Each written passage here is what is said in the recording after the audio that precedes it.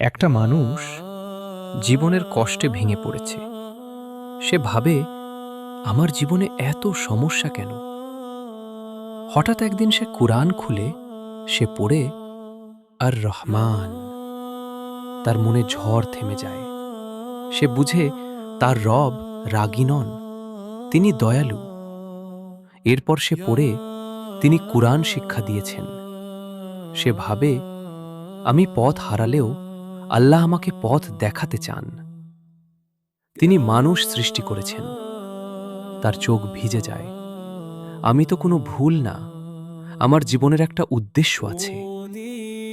তিনি তাকে কথা বলা শিখিয়েছেন। সে হাত তোলে দোয়ায়, যে আমাকে কথা শিখিয়েছে। তার কাছে চাইতে লজ্জা কেন? সে আকাশের দিকে তাকায়। সূর্য, চাঁদ সবকিছু নিয়মে চলছে। গাছপালা নত হয়ে আছে, সবকিছু আল্লাহর হুকুম মানছে। তিনি আকাশকে উঁচু করেছেন এবং ভারসাম্য স্থাপন করেছেন। সে গভীরভাবে অনুভব করে, আমার জীবনেও এই ভারসাম্য আসবে ইনশাআল্লাহ। শেষে সে মাটির দিকে তাকায়। তিনি পৃথিবীকে সৃষ্টি করেছেন সবার জন্য।